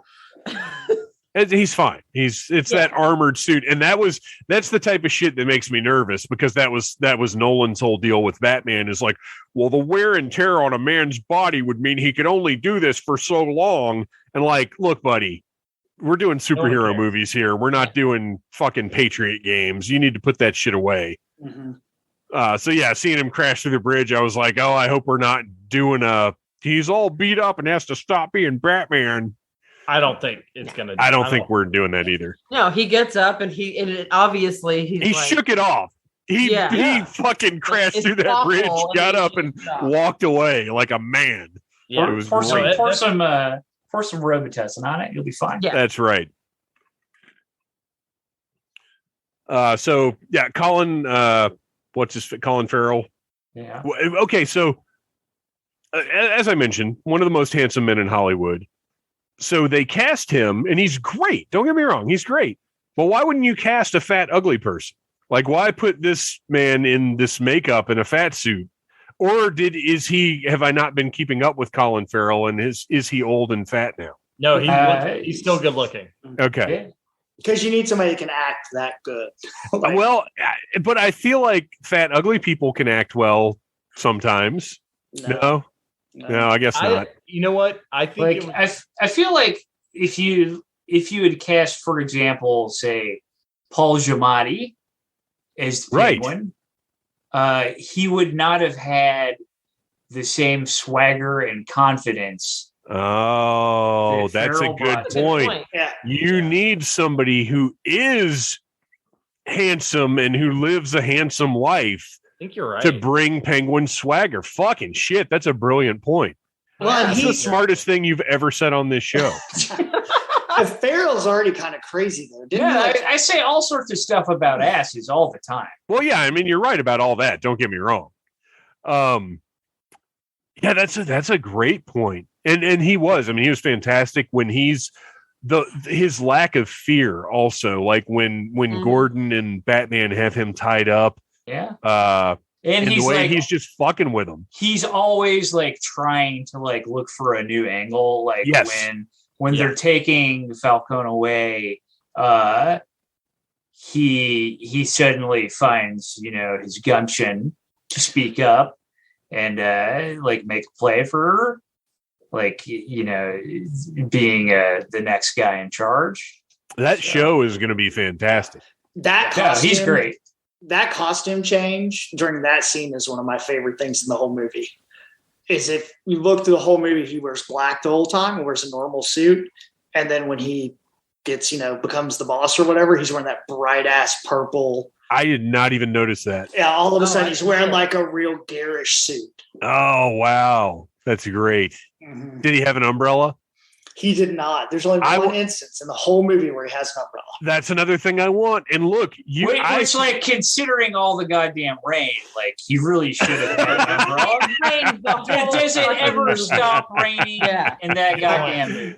That's going to be the origin of Penguin's umbrella. He's going to be like, it rains all the time, but also I need to carry a gun. Can anybody help me out with this? One of my favorite little details in the movie, when you go back and watch it, every time during a news scene, there's weather at the bottom and it's raining different parts of Gotham in different ways. Like it'll be like Old Town, drizzle, downtown, heavy rain. And like the whole city apparently has different weather patterns. That's awesome. We talked a little bit about Zoe Kravitz. I think we need to talk a little bit more because Selena does have a significant character in this movie and is obviously an important part of the whole plot. We open with her relationship with the Russian, whatever she is, girl that gets killed. Her girlfriend, very specifically stated, her girlfriend. Yeah. And we get to see sort of the way that she moves through the club and already has the double life, like at the beginning, like she's already her own independent person carrying shit off when we meet her. It's not, Batman has no influence on her activities. Character origin story. Right. Mm-hmm. Can we talk about how her dad's apparently been hitting on her for years and didn't know it? Yeah. Yucko. Awkward. Yeah. No. Yeah, every time he She called her reveals beautiful that or and- whatever. Yeah, and then she goes and interacts with him, and he's like, "Hey, beautiful," and I'm just like, Ugh. Now, is that ever been a comic thing? Yeah. Your dad? Yeah. Yeah, that's in That's Dark Victory. Dark Victory. And when she scratches his face, that's why Falcon in the comics has the big scratches. Which on his face. she scratched the shit out of his face, but then he didn't seem to have scratches. That was really weird. Yeah. I didn't love her nails. I kept waiting for them to break. I'm like, those things aren't staying on. Like, Her costume could have used some work. I like But the it had- costume. I didn't like the mask. yeah. Right. Yeah. The bodysuit and everything was fine. And I even liked the idea of she has these crazy nails all the time and the fingerless gloves are why she's got the cat nails. But you're right. Like, I just can't buy those are press-ons or whatever. I don't know.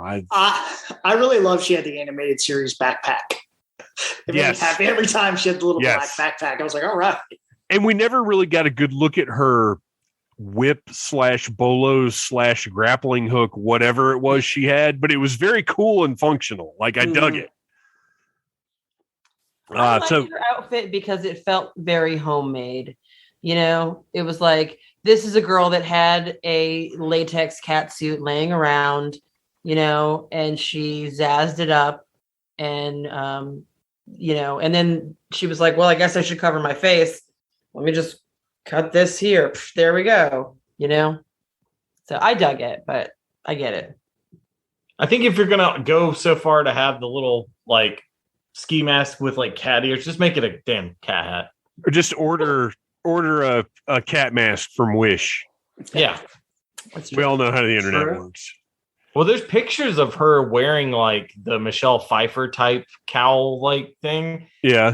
It looks fucking sweet, and I'm like, oh, why didn't they just do that? Like, Right. it's not the same. It doesn't have the stitching, but it's like basically the same. It's like latex. Nobody would have questioned that No, if they had just done that. yeah. It would have been fine. But also, I wouldn't mind the goggle look. Like, I like that. Yeah. Oh, yeah. Yeah. And you know, we may well get that down the I'm road. sure we will. Oh, also, I'm glad that they didn't kill Riddler because I want to see some weird team up with a lot of these guys. Well, there's a rumor out there that the war of jokes and riddles is on the table. That could be really cool. Mhm. And I mean, that's, you know, with the interaction between. So let's talk about Joker. The end of the movie. Ryan, Schweck, Unnamed Arkham inmate. yeah, right. Yeah, okay. Schweck, you already mentioned. I think that this is Matt Reeves has said that yes, this is the Joker, and that he's based on the character from the movie The Man Who Laughs, which is what the Joker was based on in the first place. That's a weird thing to say. Right. But you know what? The general public probably Sure. doesn't know that. That's true. Yeah, they absolutely don't. And it will be interesting to see Phantom Jr., who's my at-home head of research. He said that in that same interview, Matt Reeves has said that this Joker, it's a birth defect and not he wasn't thrown in acid or Right. wounded or anything It's like that. A weird, rare. Right. He was congenital born with that rictus thing. grin, which, I mean, honestly, it doesn't matter how it happened. We just need No. a good characterization of Joker, which we already, you know, just from the minute or so that we got, seems pretty solid. Also, the actor that they got He's awesome. is great. What else has he done? He told me the He- name, and I wouldn't. Barry Keoghan has been in. The thing you would recognize him from is he was Druig in the Eternals. Which one was Druig?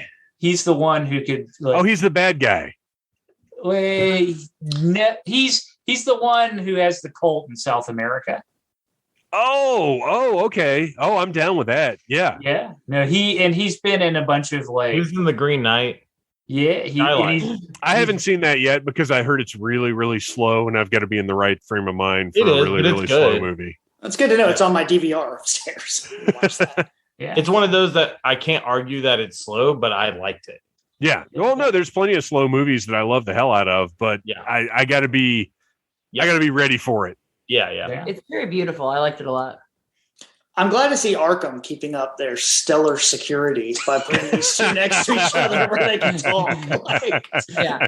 It's like one day I want there to be like a reveal of like the head of Arkham Security, and it's like Peter Griffin. What could go wrong? Well, they've done stories along those lines, but it's not that he's incompetent. It's that the head of Arkham is dirty or a psycho or whatever the case may be. Which I would love, because they're doing an Arkham series in this world, like it's a spinoff of this movie. I would love for I can't remember his name right now. The guy that did Legion.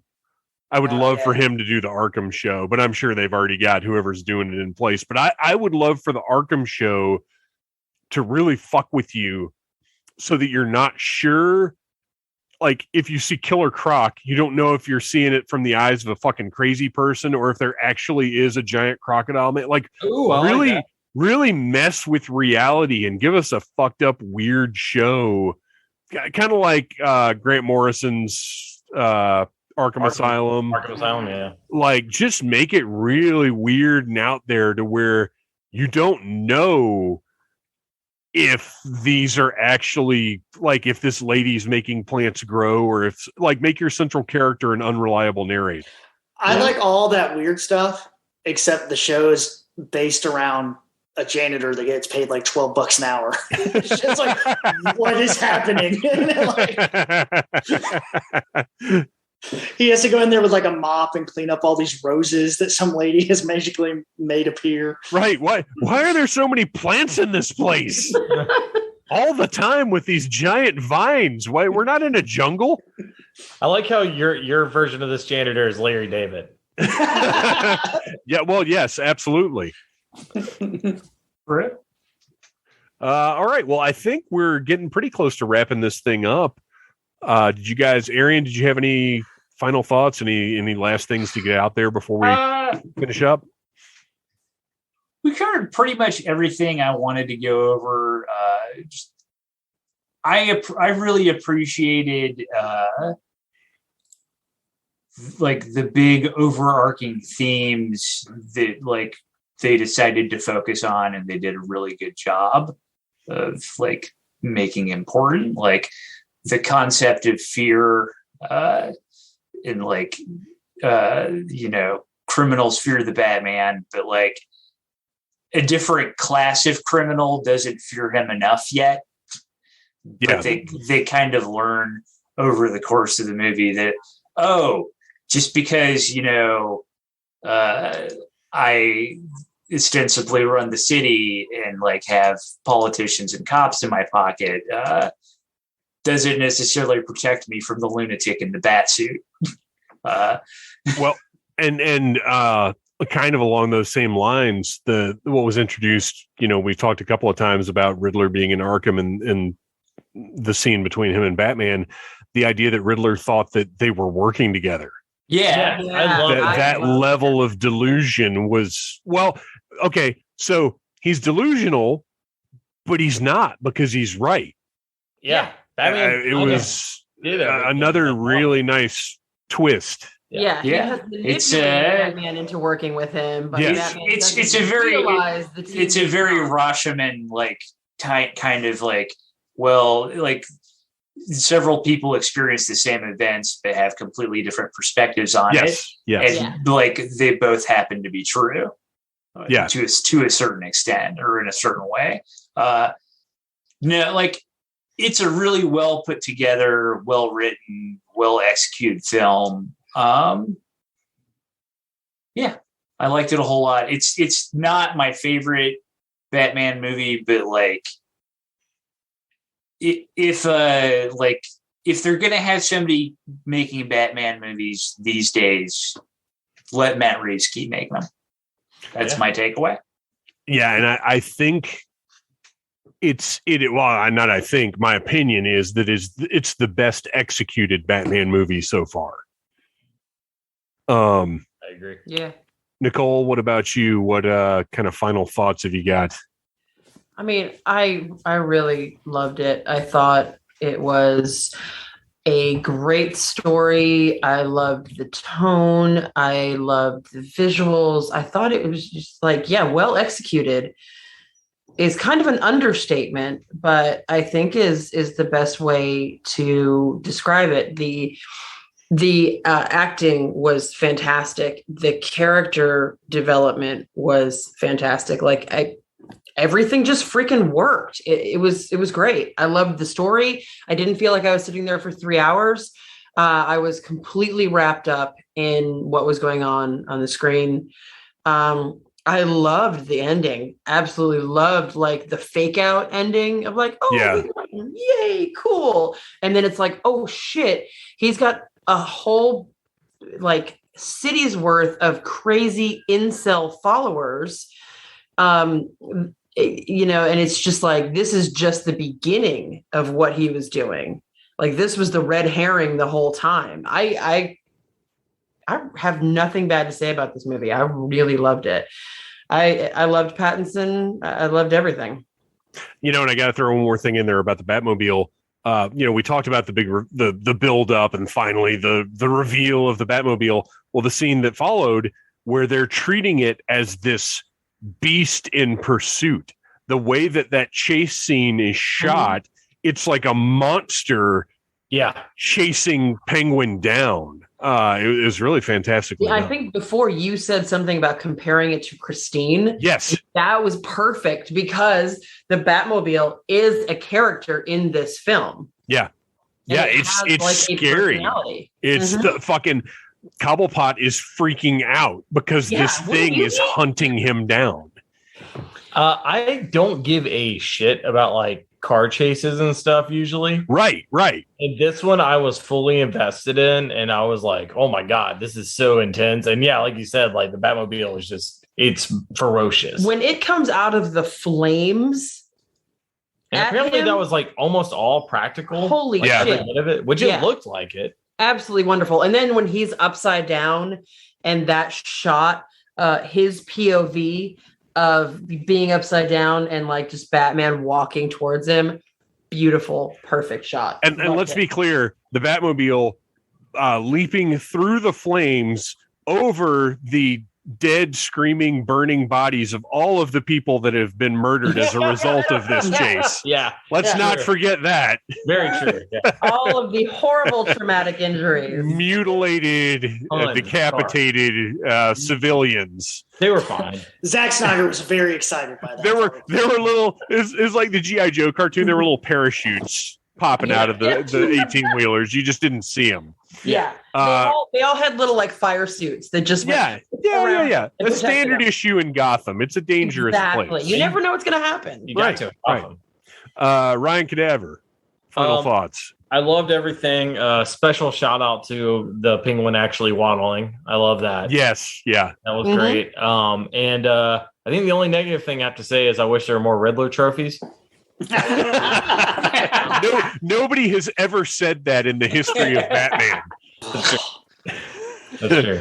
Okay, Ryan Schweck, I want to get your closing thoughts, but first I want to ask you, what's better, this or Gotham? Oh. Well, there's more Gotham. It's hard. It's hard to say.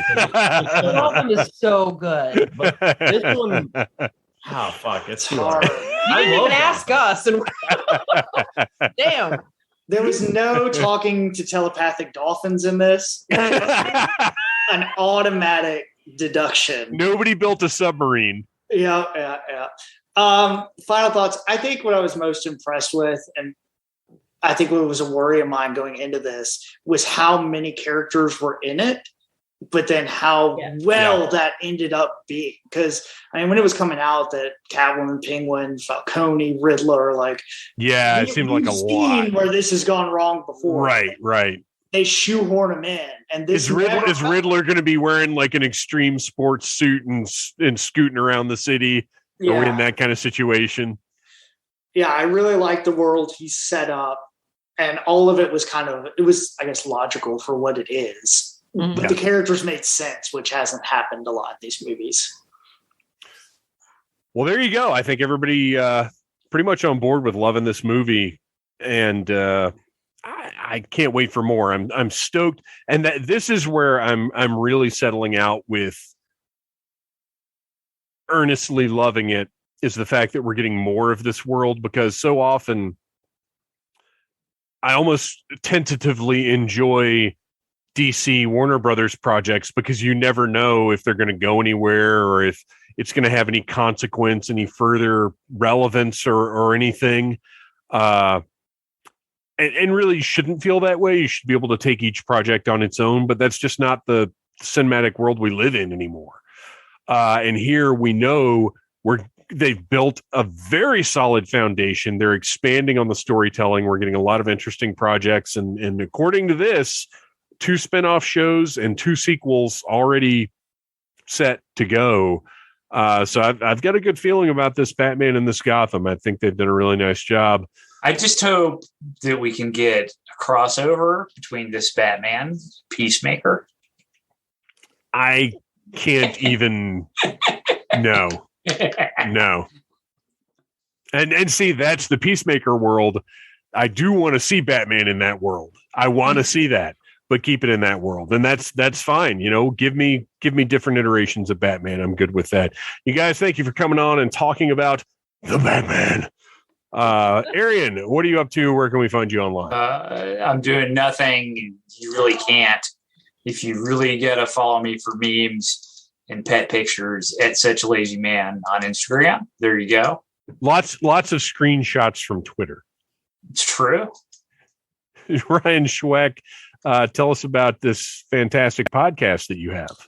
I co-host Execute Chapter 66, a Star Wars fiction podcast where we do basically like a book club, and it's your number one source for all Plo Koon news.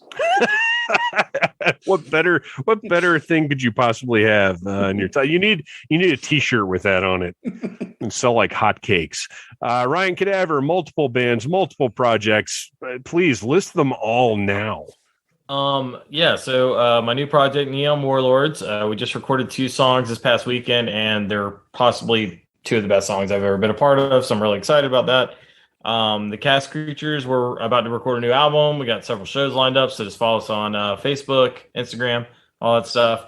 And then I heard a rumor that Del Jepsen and the Nighthawks are recording an album this weekend, so that should be Whoa. Yeah. Whoa. That is terrifying news. A lot of stuff happening. I can't imagine what to do with it. I just wanted to plug it. I can't imagine what kind of primitive ass equipment they're using. Are they doing it at Sound City? I think they're doing it at like a City, abandoned Joe's Crab Shack. Yeah, I was gonna say. I feel like this is gonna be live from Denny's. Yeah. They should do. I would love to hear. What is it? Kiss that did the fake live album. Yeah, isn't that right?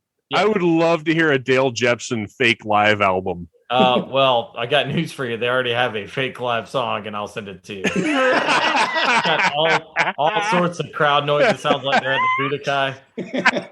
That's fantastic.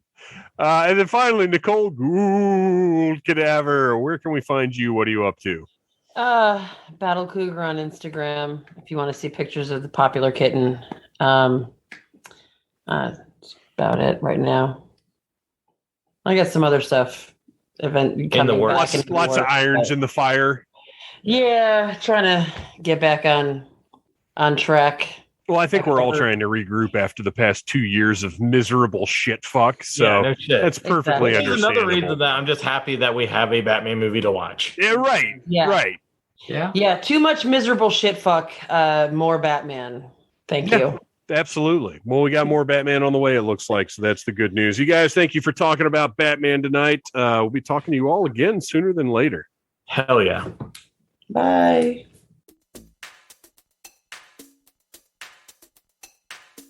And that's all we got time for this week on the Needless Things podcast. I don't even know what that means. It's not like I'm on a timer. Well, I am right now because I only have the amount of time that the outro music plays to say whatever I'm going to say here, which is fine because I'm in this like congestion mode and it's driving me crazy. But I have a doctor's appointment in the near future where maybe we'll figure this out. I don't know what's going on. It's very annoying. I forgot to mention the Needless Things YouTube channel in the intro. This week, I reviewed the DC Multiverse, The Batman, which I mentioned that, but forgot to mention that I reviewed it. That's how out of it I am from congestion, Thon 2022, and jury duty, and everything else that's insane. And then on Wednesday, I reviewed... what was it? The classic comics Doctor Strange from Marvel Legends, which went up for pre-order from Walmart. I don't even know how long ago. And I ordered one for myself and one for Phantom Jr. And it was, I basically ordered it just because, like, I was getting him one for him for sure. And as far as getting it for me, I was like, well, I'm here. I might as well get two because I'll probably never see it in stores. So if it ends up being awesome, I don't want to be mad at myself for not getting it. So I got that, and it is awesome. It's an amazing figure. So check those reviews out. Check out the Needless Things YouTube channel. Like, subscribe, share, do the thing. And next week, I don't know what next week is yet. So tune in to find out. I love you guys. You have been listening to a Needless Things podcast. You can follow Needless Things on Facebook, Twitter, Instagram, and at needlessthingspodcast.com. Love you. Mean it. Uh-huh.